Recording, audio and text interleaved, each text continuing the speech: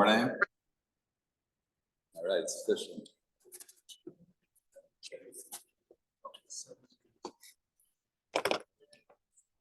Marcus, maybe you'll take a picture and send me. All right, good morning, everyone. A very special thank you to Rabbi Marcus for hosting me and for sharing the pulpit this morning with me. And beautiful gathering. Tuesday morning, right? Tuesday morning, and this many people coming to learn. And I know this happens on a consistent basis, which is very, very beautiful, very impressive. And it's always a pleasure to be in the community, to spend time with my in-laws, my daughter, Judy Goldberg. And the kids always love being here in Fairlawn, having the big treat, the bagels here in Fairlawn, the best in the world. It's beautiful to dive in here in the community. I think it's Gemara Brachos that says that it's appropriate when you bid farewell to somebody, you say farewell with words of Torah. So it's appropriate. This morning we're leaving. We've been here for about a month, and we're heading out this evening. We're flying back to Israel. So it's beautiful to be able to share the last few hours here with words of Torah, to share some words of Torah, but some words of inspiration as well. And to some degree, it really is the book launch. The first book launch. So this is a book that I worked on for the last number of years, and it's a sefer, or it's actually two volumes that collect teachings from Rabbi Soloveitchik, from Rav Kook, and the Hasidic masters on the parsha. I believe that it's the first book, the first sefer that brings these personalities all under one roof, one book together. And that's really something that's very meaningful in terms of the idea of doing just that, and bringing together worlds of learning from different study halls, and to bring them all together under one roof. And actually, Rav Kook writes about one of the unique features of Eretz Israel is the idea that the different camps of learning, different communities of learning will all come together. There will be greater harmony in learning. He talks about the idea that for many generations, for a long time, for hundreds of years, we had different camps. We had the Hasidic world, we had the Litvish world, we had the Musar world. And they were considered to be far away from one another, separate from one another. And one of the unique aspects of Eretz Israel is how they all come together, appreciate one another. We are to see the best in one another, to bring out the best in one another. So that's the idea of the sefer. One of the ideas of the sefer is how to bring together the many different areas of learning under one roof. Okay, so what I'd like to do this morning is talk a little bit about some ideas from Rabbi Soloveitchik. We'll touch on it as well. And I would like to relate it to this time of year, which is where we are right now. As we all know, is we're just days away. It's Tuesday morning. On Thursday, Friday, we're going to be celebrating the month of Elul. And with Elul, the beginning of a very, very special time in the Jewish calendar every year in terms of our connection and reconnecting to the Torah, to Hashem, to one another, as we begin the process of Tshuva. The world of Musar, of Yisrael Salanter, he put great emphasis on the idea of Elul, using the month of Elul as a time of introspection and a preparation for Yom Kippur. And then all of us think about how we can improve what things we want to bring into our lives, our religious lives, into our relationships with one another, and that we have the ability to do that, and this is the opportunity to do it. So, with that introduction, let me begin our study this morning from Rabbi Joseph B. Soloveitchik. So that is a name that you've heard thousands of times, I'm sure, in this shul, in this study hall, in this base medrash, quoting from Rabbi Soloveitchik. And he is such a towering figure, such an important figure in Jewish life. And for us in particular, our community, and we don't like to give labels to our two communities, but I guess we're in a particular community.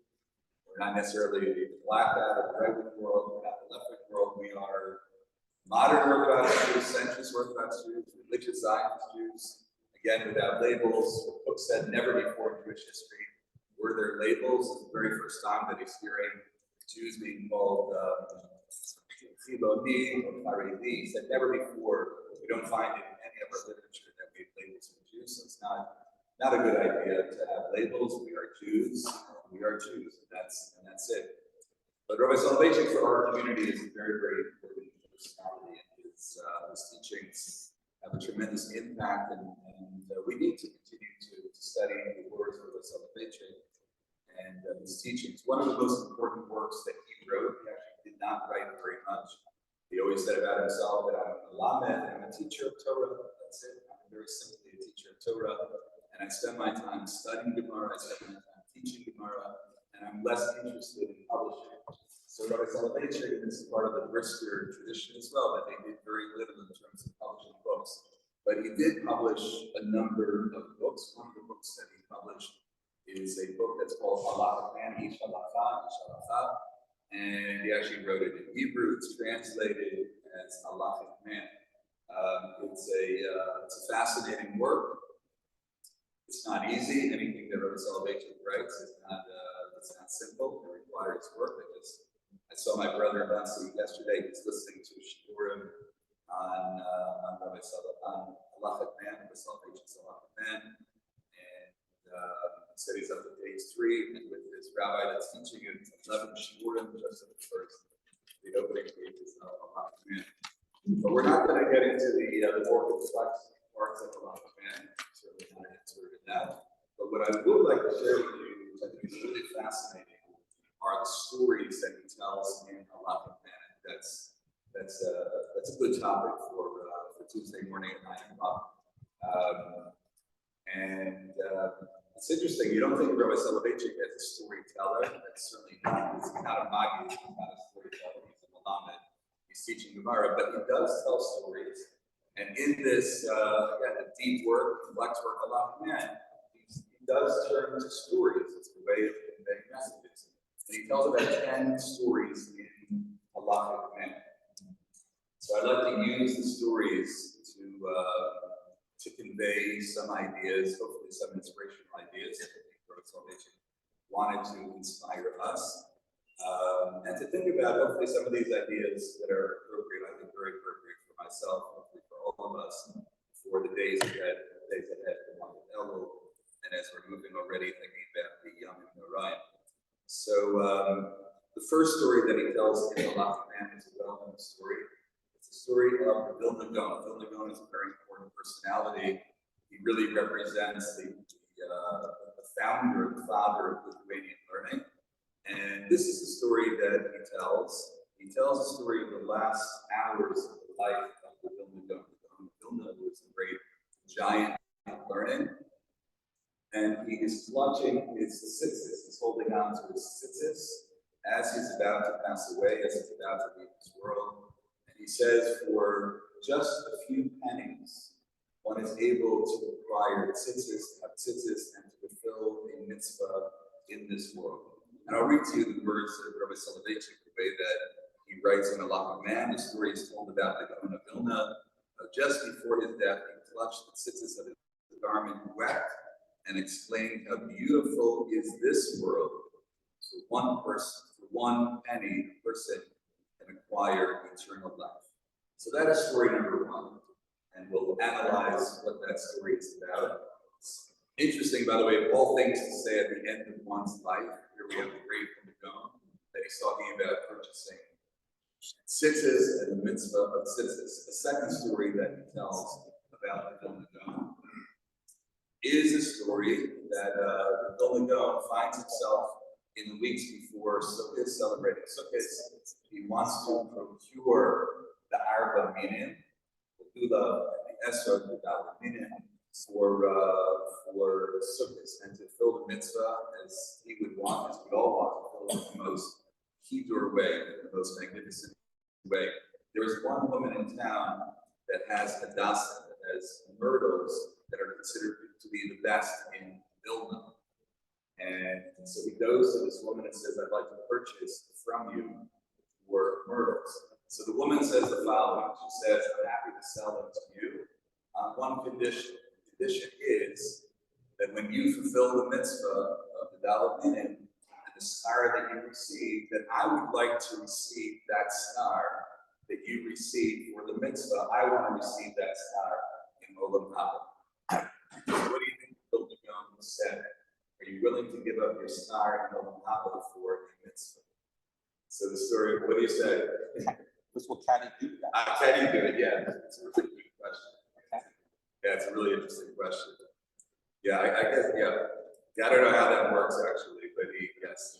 So he says yes. He says, I'm happy to sell you or to give you my star and Olam Haba and to fulfill the mitzvah with your das.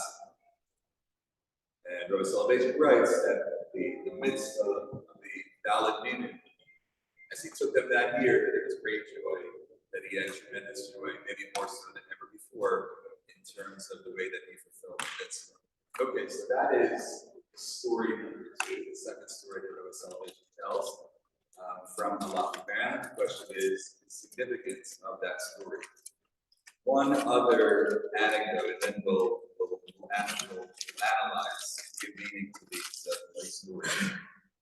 So this is an interesting minhag that he speaks about. Again, it's not really a story, more of an anecdote, or really more of a statement, I guess, about the world of bris, of his family tradition.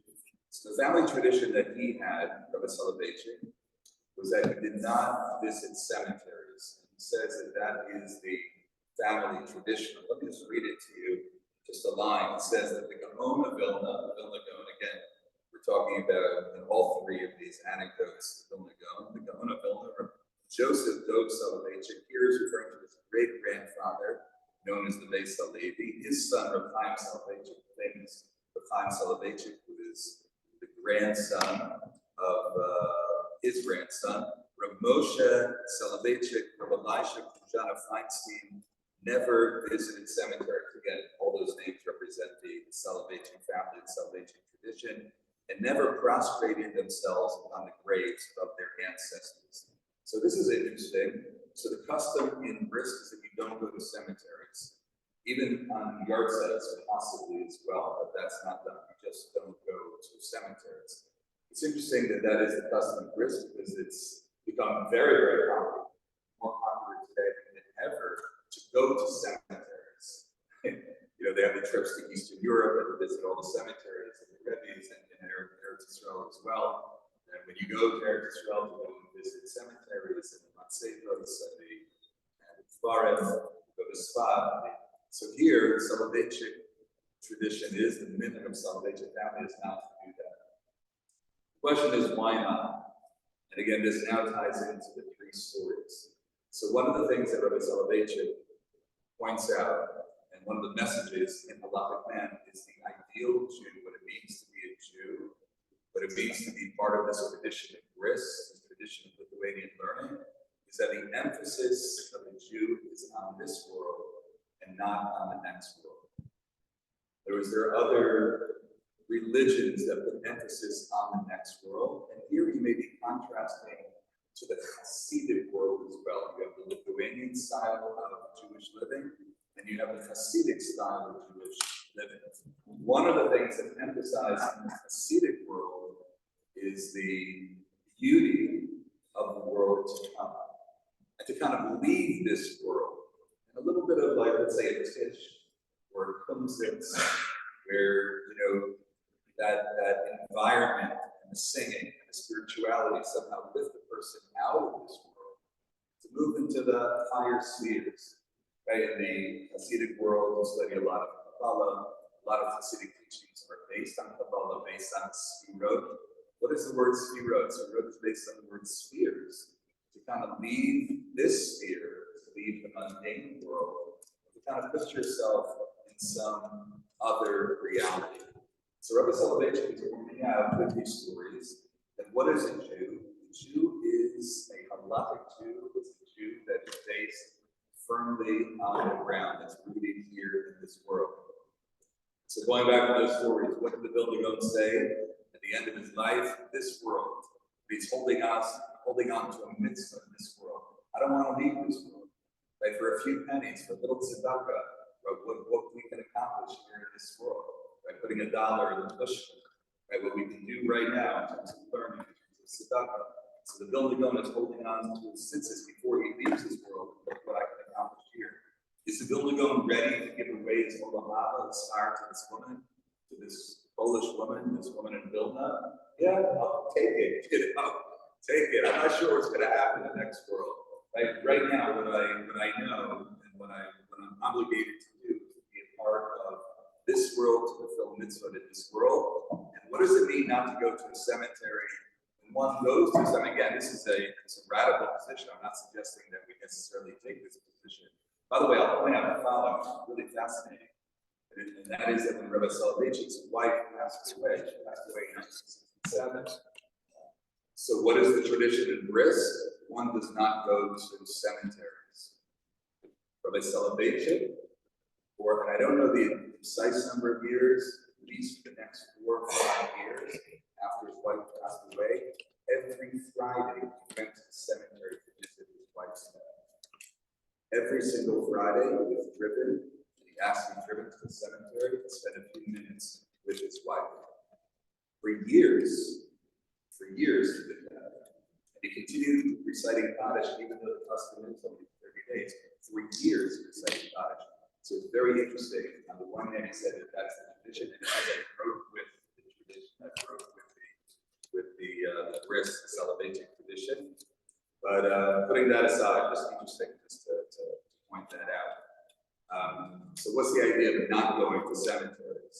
So one that goes to cemeteries, what does one emphasize when one is in the cemetery? What does one think about when one visits the cemetery?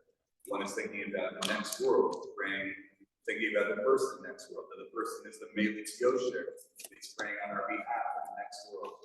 So there you're emphasizing next world. Briskers say it's not about the next world, it's about this world. Okay, so that is the halachic man. The halachic man is somebody who is very much grounded in this world. Now the question is, why is that so important? Something that's emphasized by Rabbi Soloveitchik. So he shares the reason, or at least one reason for that importance of being grounded in this world, and how the halacha grounds us in this world. And this is what he writes.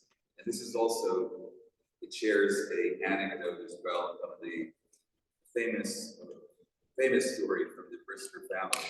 So Rabbi Soloveitchik writes the following. Again, why is this notion of being grounded in this world, that the halachic man is grounded in this world, why is that so important?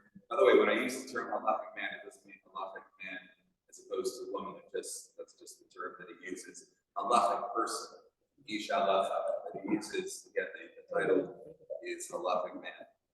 So writes Rabbi Soloveitchik, the Jew, let's use that term, the Jew takes up his stand in the midst of the concrete world, his feet planted firmly on the ground of reality, and he looks about and sees, listens and hears, and publicly protests against the oppression of the helpless, the defrauding of the poor, the plight of the orphan.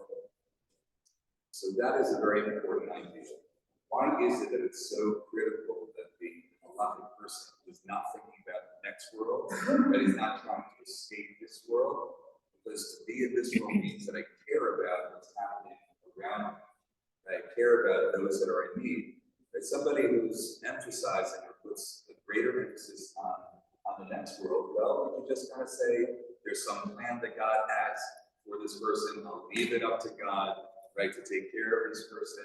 I don't really understand the ways of this world, and it could be that this person is deserving of what they're going through, so I don't need to address the needs of that person. So here Rabbi Soloveitchik says, you know why it's so important for the halachic man, for the Jew, for the ideal Jew to be grounded this world, to think about the issues of this world, because what that means is that we care for one another, that we're looking out for one another, that we're sympathetic towards one another. So this is what Rabbi Soloveitchik, just to read another line or two, that Richard Dean does not in his view. He is the father of orphans, the judge of widows. My uncle, and here's the famous, again, another anecdote from Rabbi Soloveitchik. My uncle, Rabbi Berlin, told me that once Reb Chaim of Brist was asked what the function of a rabbi is. So here, this is the famous Rabbi Soloveitchik was asked, what is the function of a rabbi? And were I to ask you that question, that would be interesting to go around and kind of hear the answers. Right? What is the purpose? What is the role of a rabbi? The most important role that a rabbi plays in the community. So there are many ways of answering that question. They asked Rabbi Chaim Soloveitchik, what is the most important role of a rabbi? And Rabbi Chaim replied, to redress the grievances of those who are abandoned and alone, to protect the dignity of the poor, to save the oppressed from the hands of his oppressor. So that was Rabbi Chaim Soloveitchik. There's a famous little anecdote from Chaim Soloveitchik. That is, what is the most important role of a rabbi is to take care of his congregation, is to take care of those that are in need, to fight for those who are oppressed, to be sympathetic, to be empathetic to those that are going through ordeals, that are going through difficult times. That is the role of a rabbi, says Rabbi Soloveitchik. So here we have the first set of stories, and I'll share just a couple more. The first set of stories from Rabbi Soloveitchik in Ben, where Rabbi Soloveitchik lays out this idea, this concept of what does it mean to be a Jew? Because when we talk about a religious person, well, religious person might mean somebody that's very much removed from this world. Again, Hasidus kind of took that path, or kind of moved in that direction, right? To create an environment or opportunities for a person to kind of leave their surroundings, right? You spend time at a tish. I live across the street from a Hasidic Yerushalayim, where I live. I'm across the street from a Hasidic yeshiva. It's called the Urloi Yeshiva. Urloi. Anybody ever heard of the Urloi Hasidim? Yeah, you've heard of them. Yeah, they're a small group of Hasidim. They're actually part of the family of the Chassam Sofer. The Rabbi is the sixth generation Ben after Ben. He's a great grandson of the Chassam Sofer, who lives right across the street from me. So when I go to sleep on Friday night, I usually go to bed at 10:30, 11 o'clock, whatever it is, I'm getting to bed. And they're literally the yeshivas right across the street. So I go to bed as they're beginning their tish with the Rebbe. So I go to bed with a very beautiful lullaby. I hear them singing across the way. But that's very different. In other words, to spend an hour or two, literally spending an hour or two or three on a Friday night singing. They're all singing together, with the Rebbe sharing some words of Torah, but they're singing. Now, have you ever done that here? Come back to shul Friday night about 11 o'clock to 1, 2 in the morning, singing together? I don't think so. Good. So what are they doing? So one is that it's something that's very spiritual. But Hasidus puts emphasis on the idea that one can kind of create an environment where one kind of leaves the grounded world, leaves the reality, and kind of experience something beyond this reality. I'm not saying that there's a problem with that, but Rabbi Soloveitchik is laying out this principle that he believes to be central to Judaism and to Jewish life, that we're not as interested in that. We're not spending time in cemeteries, we're not going to Florida, right? We're holding on to our tzitzis, we're holding on to the mitzvah that we have, the opportunities that we have in front of us. And the way that plays out is that we care about, we're very much concerned with what is around us. That we're looking around the table, and as we're learning, right, we're also concerned about what are the needs of those that are here, what are the needs of those in our community, what are the needs of the Jewish people. So that's lesson number one from Rabbi Soloveitchik. Okay. A second lesson, we'll do 3 lessons from Rabbi Soloveitchik this morning. The second lesson, the next 2 are a little bit very short. The second lesson, for Rabbi Soloveitchik, and I really mentioned this a moment ago, the ideal Jew, what he calls the halachic man. Right? Halachic man means a Jew that's dedicated to halacha, to the Torah, what is the centerpiece of Jewish life for a Jew? What centers Jewish life for a Jewish person? What do you say? One word or maybe two words. What Torah? That's correct. And I'll maybe a little bit more just to add to that. Because Torah has a lot of different ways of interpreting that. Achdus. Interesting that you say that. You know, the name of this book is Torah United. Achdus.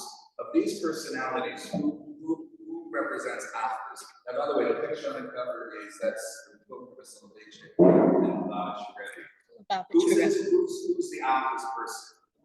You say the Rabbi. Interesting. I would also say that. But by the way, nobody said it was Rabbi Soloveitchik. Right? Nobody said it's Rabbi Soloveitchik. And actually, it's not Rabbi Soloveitchik. He's not so concerned with Achdus. I'm not saying he doesn't believe in Achdus and doesn't love Achdus, but that's not his main concern. His main concern is not Achdus. By the way, I would say of all people, even more so, I don't know, again, maybe you have to find the right language. But Rav Kook is very, very concerned with Achdus, right? Rav Kook, he's the Achdus person. He's the Achdus person. One of the reasons why I believe so much in Eretz Yisrael is because there's an Achdus in Eretz Yisrael that does not exist anywhere else. There's one thing to talk about loving other Jews and yes, and caring for them all over the world. Where do we have Achdus in the nation? There's only one place we could really create that perfect Achdus is in the land of Israel. Okay. But Rabbi Soloveitchik, you said Achdus. I'm not sure if Rabbi Soloveitchik is the Achdus person. So what is Rabbi Soloveitchik? Rabbi Soloveitchik emphasizes that there's nothing more important in Jewish life and to one's Judaism than Talmud Torah. There's nothing more important than Talmud Torah. And that's what's so impressive about this gathering this morning. Because everybody's here for one reason, right? Not for the birthday cake. Right? Everybody is here for Torah on a consistent basis, on a regular basis. For Talmud Torah. So let me read the following to you. Here's a story, another story from a Halachic man, but he begins just with a line or two. The cognition of the Torah, which means understanding the Torah, studying the Torah, this is the holiest and most exalted type of service. There's nothing more important, there's nothing more virtue, there's nothing more noble, ennobling than studying Torah. There's nothing better that you can do for your Jewish life than what we're doing right now than studying Torah. He serves the Creator by uncovering the truth in halacha, by solving difficulties and resolving problems. Okay, listen to the following story. Once my father entered the synagogue on Rosh Hashanah. It was late in the afternoon, after the regular prayers were over, and he found me reciting Tehillim with the rest of the congregation. That was the custom in Brisk, that people would come back Rosh Hashanah afternoon after they would have their meal, maybe an hour or so, for the mitzvah, and everyone together in the shul would take out Tehillim, and they would all be reciting Tehillim together. And that's what young Rabbi Soloveitchik was doing. He walked into the shul and he took the Tehillim out of my hands. He grabbed the Tehillim out of my hands and he gave me a copy of the Gemara Rosh Hashanah. And he said, if you wish to serve the Creator at this moment, better to study the laws pertaining to the festivals. While the congregation would recite Piyutim on the days of awe, Rav Chaim would study Torah. On Rosh Hashanah, he would study the laws of the Shofar, the Day of Atonement. He would study the laws pertaining to the sacrificial word of the day. God himself sits and studies the Torah. And God, quote, only has in this world 4 cubits of the halacha, that's Gemara in Brachos. Okay, good. So this is principle number 2 that I'm sharing with you this morning. And that is the importance of Torah study. It's something that we all know. It's something that we all know. But something that Rabbi Soloveitchik says is the centerpiece, is the very foundation of what it means to be a Jew. By the way, he's talking about, and he's trying to teach in this book about man, his understanding and his tradition of what it means to be a Lithuanian Jew, to be a Brisker Jew, to be what he believes to be the ideal Jew, what he sees in his understanding of the entire Torah. And there is a little bit of a polemic here. There's a little bit of a contrast in the Hasidic world. Let me ask you the following: were we to ask a Hasidic Rebbe or a Hasidic individual, what is the centerpiece of Jewish life?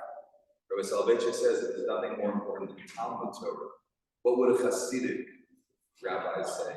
What would a Hasidic Jew say? Would they say, would that be would the answer be the same? What do you say? Mashiach. Very good. Mashiach. You know, it's interesting you say that, Mashiach. You know, when we just spent the first 15 minutes was all about, Rabbi Soloveitchik saying it's all about being grounded in this world. And then you have a movement that's talking about Mashiach, Mashiach, Mashiach. At the end of Davening, it's all about Mashiach. Is Mashiach this world? No, it's about some other, we don't even know exactly what that is. It's many interpretations, but it's talking about not this world, it's talking about some future time.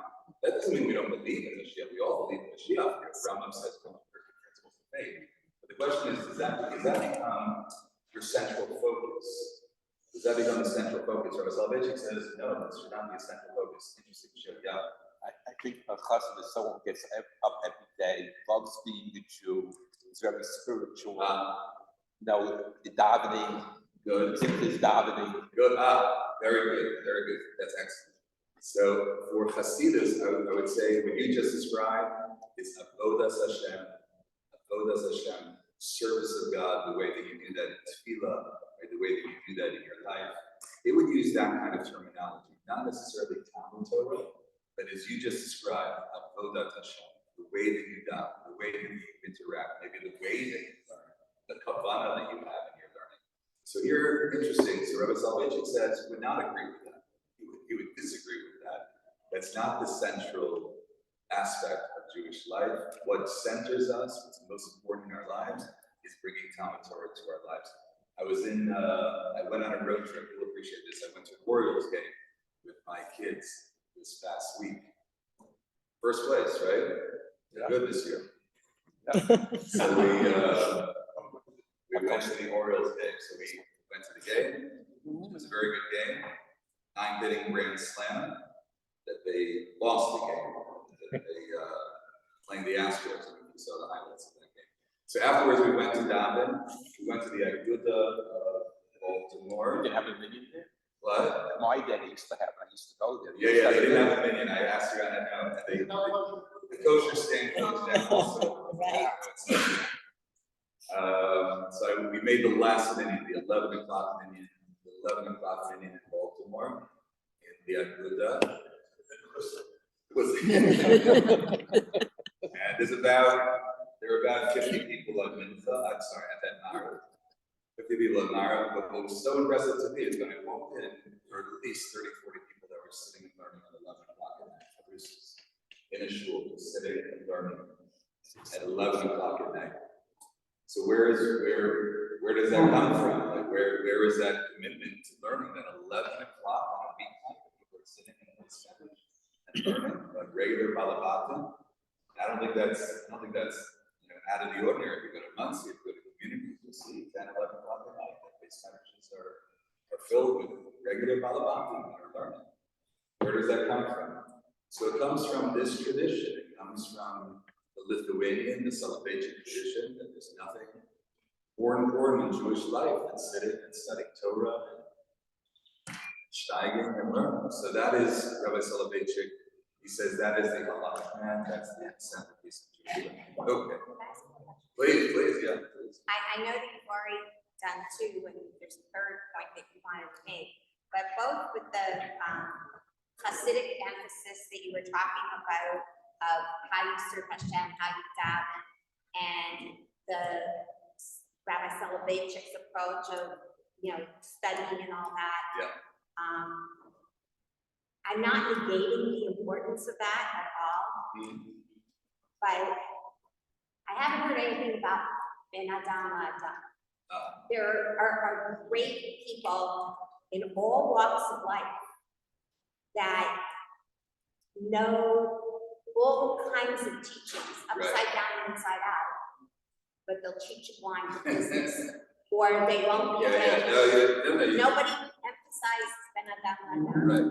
So the first part of the first part of our teaching this morning, of our learning together this morning, is that he argued that you need to be grounded in this world in order to be sensitive to one another. In other words, that sensitizes, the more we're focused on this world and not on some other world, not on Mashiach, not on end of days, not on Spiro. It means that we are grounded in this world, and how that translates into being more concerned about one another.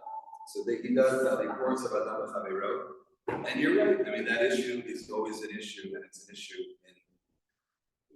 when it comes to, yes, when it comes to ritual, when it comes to learning, that we have to make sure that it translates into behavior. That was one of the most important teachings of the Musar movement, Rabbi Yisrael Salanter, 200 years ago. And he said exactly what you just said. He said that I see that our Jewish world learns very seriously, but it's not translating into midah. It's not translating into us being better people. And he said that we have to, and he said this was his novelty, and this was different than Hasidus and different than Lithuanian learning, Soloveitchian learning. Soloveitchians actually were not in favor of what he suggested. He suggested that we must incorporate in our learning every day or on a regular basis, Musar learning. Learning that is directed, that's focused on self-improvement, on Ben Adam L'Chavero issues. So that was his teaching. Yes, please. It seems to be the most important thing. Yep. We can do. It's not stuff. Yeah. Those Jews are far away from something. Close. Good. So you're a Chabadnik. You're with this the Lubavitcher Rebbe. He says the most important thing to do is not study Torah. The most important thing is to bring Jews closer to Torah. By the way, this is why all three are in one book, because they're all right. They're all taking a different position, but they're not necessarily disagreeing. They're not saying the other is not true. But each one is emphasizing, each one sees a particular area that speaks to them, that they believe to be the heart and soul. Everyone's a little bit different. That's the beauty. The beauty is to see all the different aspects and how to learn from one another and to bring them all together and create the beautiful tapestry, which is Jewish life. Yes. There's a saying, the sum of the whole is greater than the part. Yes, very nice. Yeah, That exemplifies this. very nice. That's true. And again, that's what part of the goal of the book is, not only to liberate Torah, but to try to convey this idea that it's not one or the other. It's not that you have to be a Soloveitchik, and that means I'm not a Chabad, and that means I'm not from the world. I don't accept that world. Rabbi Soloveitchik. Is there a way to say that there's beauty in all of that? How do we bring the best of all those worlds together? So, and somehow that idea hasn't really been taught. Okay, we'll conclude with this, the last story. This isn't the last story of the book, the last story that I'll share with you. And I leave this story for the end because it's, some say it's the most difficult story in Allah, the most challenging story, and some disagree with the story that I'm about to tell. But I think it's interesting to think about this episode, this vignette that he shares. So the story that he's about to tell, and I'll read it to you, just a few lines, is a story of a death in his family, a death of a young daughter from his mother's side of the family, and the way that Ray Talmud Chacham, who was the father of his daughter, again, a family member, a Soloveitchian family member, of Elijah Fujana, the way that he responded, the way that he acted as his daughter was passing away. Okay, so already it's a sensitive topic because we're talking about the death of a child. But this is the story that he tells. Just a few lines. The beloved daughter of Rabbi Elijah Fujana Feinstein. So this, by the way, Rabbi Soloveitchik marries into the Feinstein family. Rabbi Moshe Feinstein and Rabbi Joseph Soloveitchik are cousins with one another. The two Gedolim of America were cousins, and they were close with one another. So he marries into the family, the Soloveitchik married into the Feinstein family. So again, let's begin. The beloved daughter of Rabbi Elijah, Georgiana Feinstein, took sick about a month before she was to be married, and after a few days was rapidly sinking. Rabbi Elijah's son entered into the room where Rabbi Elijah, wrapped in his tallis and tefillin, was praying with the congregation to tell him that his daughter was in her death throes. So he's now davening. He's in shul davening, the great Rabbi Elijah, and they come in and say that your daughter is close to passing away, that she's about to die. Rabbi Elijah went into his daughter's room and asked the doctor how much longer it would be until the end. When he received the doctor's reply, Rabbi Elijah returned to his room, removed his Rashi's tefillin, and quickly put on the tefillin prescribed by Rabbeinu Tam. So, for those that are not familiar with this, we put on tefillin and put on tefillin. There's the Rashi tefillin based on the Shita of Rashi, but then there's what's known as Rabbeinu Tam tefillin. Some people have the custom of putting on 2 pairs of tefillin. So that was his custom as well. 1 pair, then you take off that pair, you put on a 2nd pair. He wanted to ensure that he would have the time to put on the 2nd pair of tefillin to fulfill the mitzvah of having the Rabbeinu Tam tefillin. For immediately upon his daughter's death, he would be an onen, mourner whose dead relative has not yet been buried, and as such would be subject to the law that an onen is exempt from all the commandments. So he wanted, again, he was being very precise, very particular, to put on that 2nd pair of tefillin. Wanted to have the full mitzvah of having the 1st set, the 2nd set before his daughter would pass away. After he removed the 2nd pair of tefillin, he wrapped them up, put them away, he entered his dying daughter's room in order to be present at the moment of his most beloved daughter of all, when she would return her soul back to its master. Rabbi Soloveitchik writes, here's just 1 sentence, and we'll conclude with this. We have here great strength and presence of mind, the acceptance of the divine decree with love, the consciousness of the law and the judgment, the might and power of the halacha, and faith strong like flint. Okay. What is this story? Why does Rabbi Soloveitchik tell the story again? I'm not sure if anybody here is thinking about the challenge or the difficulty in the story. The difficulty in the story is that his daughter is passing away, and he's concerned with the halacha. He's concerned with fulfilling the halacha. Rabbi Soloveitchik sees the greatness in that he has the mind, that he has the clarity of thought to be thinking about halacha, to be concerned with halacha, even at this traumatic moment. But even though this is a very trying moment, this is a traumatic moment, that he knows and that he's concerned with the halacha. Let me share one other story, and we'll get back to this, and I'd like to hear your comments. Before I tell the following story, what is the message of this story? The message is the centrality of the halacha, that we are unbending when it comes to the halacha. That's what it means to be, again, from Rabbi Soloveitchik's point of view, what it means to be a Jew in the fullest sense. To be the ideal Jew is a Jew that is a halachic Jew, that we live our lives according to the construct of halacha. That always remains central, that always remains the centerpiece of our life, no matter what has happened to us, no matter what, no matter the difficulty, the halacha is always there front and center. Rabbi Soloveitchik has another article. I'll share just one more story, then we'll wrap it up. Rabbi Soloveitchik has an article called Starbucks, in part of a tradition magazine where they publish 4 or 5 of Rabbi Soloveitchik's shorter articles. He tells the following story. It's more of a kind of an imagery. The story is of a husband and wife. Before they become husband and wife, they're dating for a long time, they fall in love with one another. They date for many, many months, maybe even years. Finally, they have the wedding night, the celebration of the night, beautiful joy and the simcha of the evening.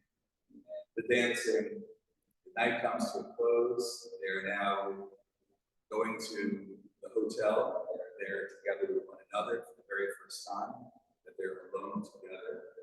And he writes that they're about to be intimate with one another.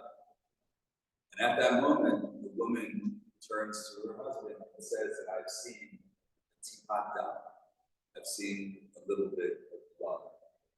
The Soloveitchik writes that the husband, now husband and wife, they now separate from one another. It says nobody is in the room, nobody is watching, but they have the strength, right? They have the determination at that moment, as difficult as it is, right, not to even touch one another. It says, how were they able to do that? What is that? He says that is halacha, that is the halachic man, or the halachic people that are able to submit to the halacha at a very, very trying moment, at a very difficult moment, with the ability to restrain themselves. Rabbi Soloveitchik says that is the essence of Jewish life, the halacha, to be able to submit to the halacha, to be able to be loyal to the halacha. And he tells the story, again, it's not an easy story, and I'm not sure if it's a story that for would be the way that we would act in that situation, somebody passing away. But I think he wants to make a point, and he tells a little bit of a radical story, that this is the essence of Jewish life, to be a halachic Jew. And it's really one of the aspects of Orthodox Judaism that separates our Judaism from other forms of Judaism. I'll share one other just a line with you, and maybe we'll wrap it up. If anyone has any questions or comments. They had an interview with Rabbi Soloveitchik. This is 30th yards, like 30 years since the passing of Rabbi Soloveitchik this past Pesach, just a couple months ago. And there was a Rabbi Jeff Sachs, who now is the editor of Tradition magazine. He had an interview with the daughter of Rabbi Soloveitchik. Rabbi Soloveitchik's daughter, Dr. Topher Lichtenstein, she lives in Israel. She made Aliyah with her husband. Her husband was Rabbi Lichtenstein, Satzal, who's the great Rosh Hashiva of Gush for many years, also an exceptional Talmid Chacham, leading personality in the Jewish world. So they interviewed her 30 years later, talking about what it was like to grow up with Rabbi Soloveitchik as her father, and 30 years later, and his impact 30 years later. And so this Rabbi Sachs asked the following question. He asked, if Rabbi Soloveitchik were to come back today, 30 years later, come into our synagogues, come into our community, and see the modern Orthodox, essentially Orthodox community today, what would be his reaction to Jewish life today, 30 years later? What would he say about our community, the community that he was very much the leader of? And this is the answer that she gave, which I was very, very surprised by her answer. She said he would be very disappointed to see the lack of dedication to mitzvot.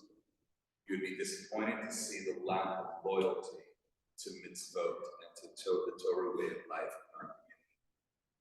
I found that very, very interesting, because I think about our community as a community that is grown in terms of Torah learning, in terms of mitzvot, and I think it has. But she is pointing out, again, from her perspective, and I don't know more than that. I guess we have to ask her exactly what she meant. They didn't really go into detail. But from her perspective, and I think one of the things that Rabbi Soloveitchik is suggesting as part of halachic man, is this is really part and parcel of what it means to be a Jew, and to be a Jew on the highest level, and that is that we are very, very careful in our lives in terms of the way that we dedicate ourselves to the halacha. I was listening to a shiur from a rabbi a couple weeks ago, and the rabbi said that he gets the most shilas every year around the 3 weeks, and people are asking all these questions about things that they have. Do they have to, ways of kind of getting out of a lot of the laws of the 3 weeks? Right? What music can I listen to, and am I allowed to buy these things during the 3 weeks? And do I, in terms of laundering, and in terms of showering, and everything, all these questions that I've never received so many questions, like as this period of time, and so many questions really looking to kind of like, wiggle out of some of the laws. So I think it's something for us to think about, and a message to take in a positive way in terms of increasing in this area. And let me just conclude with the following. And by the way, any comments on what I just said? Okay. So let me conclude. So as we're moving into the month of Elul,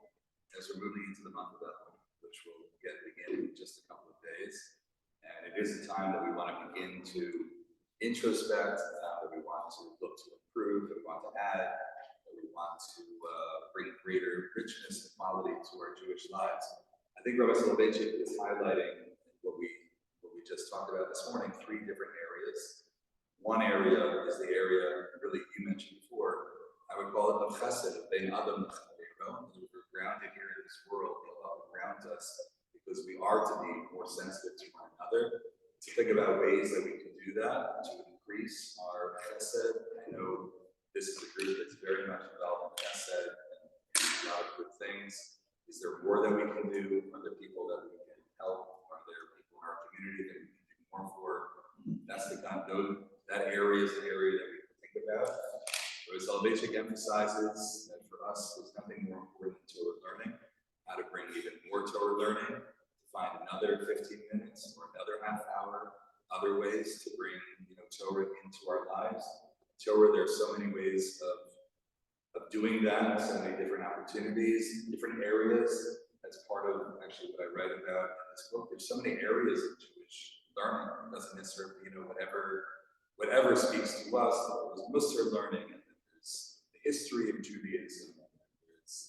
There's the Gemara learning, Mishnah learning, Medrash learning, Chumash learning, Navi learning. Areas that we can increase in that area. Soloveitchik says there's nothing that's more enriching to our Jewish lives than Torah learning. And the other, which is maybe most challenging, that's why I saved it for last. It's a challenging area, but a really important area in terms of what we call dikdukei mitzvah, in terms of not being machmir, right? Not going over the top, but that we are careful, that we try to be as careful that we can be in terms of our loyalty to the halacha, to be concerned with what the halacha demands, and to try to the best of our ability to do that, and to do that in a way that we increase in that area in the coming weeks, in the coming year, in terms of our Shiur mitzvah. So for Rabbi Soloveitchik, these are the underpinnings, these are the foundations of Jewish life. And I said we would talk about Rav Kook, so I'll add just one line of Rav Kook. Rav Kook writes a book about Teshuvah. His book of Teshuvah is called Orot HaTeshuvah, which means the lights of Teshuvah, the light of Teshuvah. And he was the first to talk about Teshuvah as something that is filled with light. Because it sounds heavy, even everything that we just did this morning is like a heavy, it's like a heaviness to it. Okay, I'm not doing enough Torah learning, I'm not doing enough fest, like all of the heaviness. Rav Kook kind of turns it around, and Rav Kook says that we have to think about Teshuvah as light, as joy, as happiness. And there's nothing that brings us greater happiness than when we take on, new challenges, when we grow, right? When we go beyond what we've done in the past, when we work on ourselves, right? When we become better people, we know we feel better, we're dieting, we fit into that skirt or that pair of pants, how that brings us joy in our spiritual lives as well, says Rav Kook. As we add to our learning, as we add to our mitzvah, as we add to our Shiur mitzvah, it says that brings light to our lives, it brings us great joy and a sense of satisfaction and meaning and purpose. So that's the little piece from Rav Kook this morning, that we should think about Teshuvah not in a heavy sense, but with a lot of joy and happiness. And so I will conclude here. I thank everyone for being here, giving me the opportunity to share a little bit with you. We started the official book launch this morning right here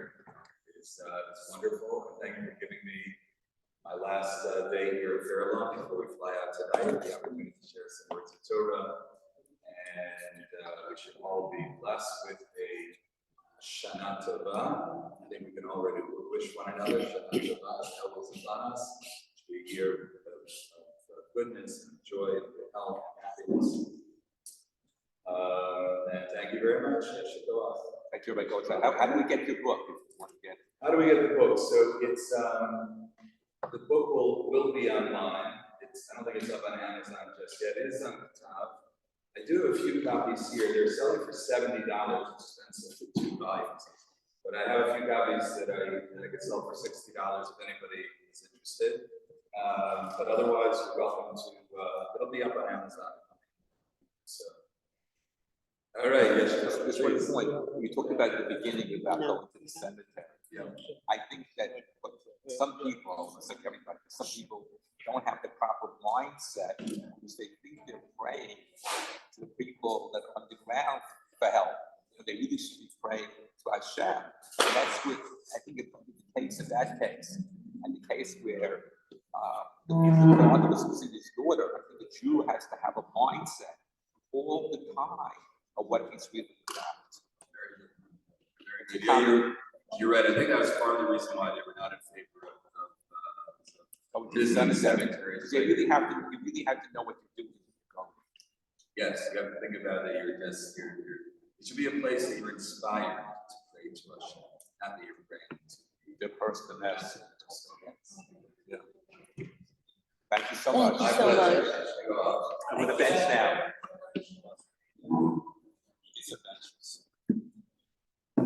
Please meet me. Same here, Esther. We'll see So you take Thursday. care. Yeah, okay.